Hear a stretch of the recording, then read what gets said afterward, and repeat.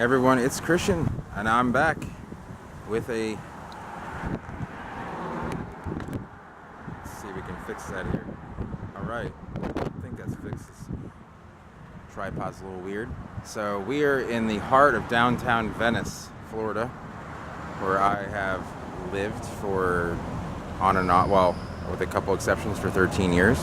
I don't live here anymore, but I did from 2004 to 2016.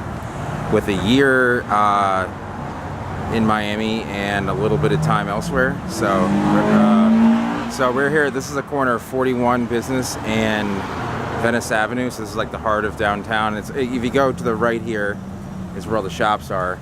But it's a nice, little bit overcast. It's about 90 degrees out, so it's not exactly comfortable. But the main reason for this vlog today is for I have not done a vlog on Phoenix dactylifera, the true date. And so Venice, downtown Venice is lined with them. They put them up right when I moved here in 2004. And the city council got there's a lot of flack for paying $4,500 a tree for these guys. And they've been here ever since. They're all true dates. They're all Medjools, which is a variety. There's a couple others. There's the Zahitis. There's a black type. The California guys would probably know more about the different varieties of dates. But this here, we can go up and take a look at the crown. You guys can see up there. You can see the dates actually hanging up in there. They're green. They will turn yellow and they'll drop to the ground. Sometimes they'll drop, or often they will drop prematurely because of the issue of they ferment too quick, and that's due to our humidity here in Florida. Now, growing dates in California is a whole different thing. It's an art, it's a science. They're a much better plant for the West Coast, and that's due to the climate. Now, Venice doesn't get as much rain as, say, inland areas. If you're in Orlando or say like Sebring, or even if you go 10 miles inland here, you can even see it. It's sunny behind us. I'm actually next to a building, but all these clouds here, that's just inland Venice, and that gets a lot more rain than we do.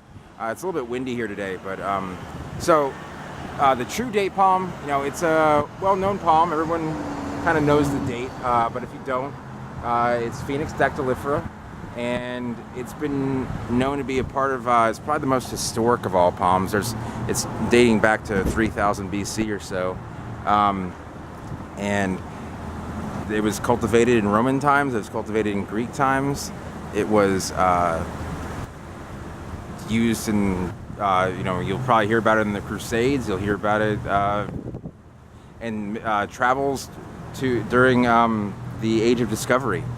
And so, all the way up until you see them in pictures of when there's stories about Afghanistan, Iraq. They're all over the place, and they're really kind of a very they are a staple of the Middle East. They're native to the Middle East from pretty much Israel, Lebanon, all the way east. You go down into Egypt, and you go down the Nile River Delta there, and then you all the way up into Iran, and then you kind of start getting into the Phoenix Sylvestris area, and you head a little bit further west, and you get into Phoenix Theophrastii. So really just kind of like the Middle East, as we know it, is kind of the area where you would find true dates.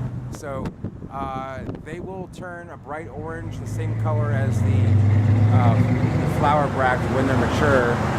And you can get good seed, but you won't get good fruit on these in Florida because of the humidity. So California, the low humidity gives that sweet flavor. So here, don't try eating a date in Florida. Go ahead and try it in California. You can grow these from dates you buy at the store. If you get a little box of them, and they have seeds in them, you can plant them out. You don't have to buy them necessarily.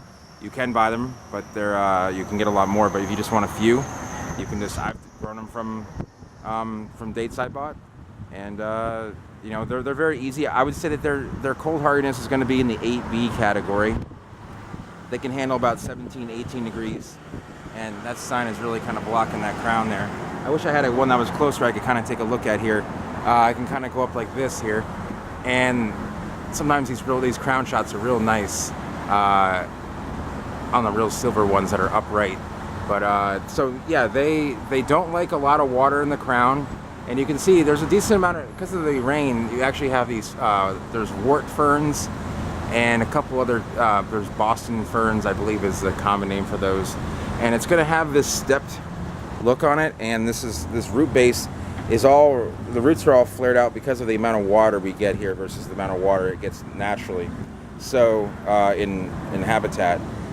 One thing people don't know, but may not know about dates, is that they actually do clump.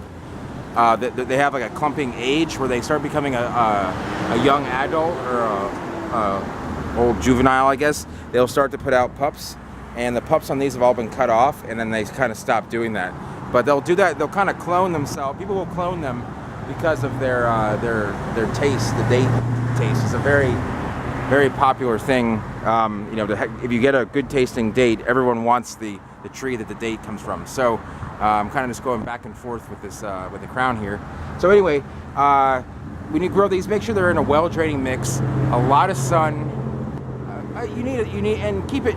You always want to keep seedlings moist. So keep the water, keep it well watered with a good draining mix, and you should have no problem growing these. The seed is going to look like a little miniature canoe.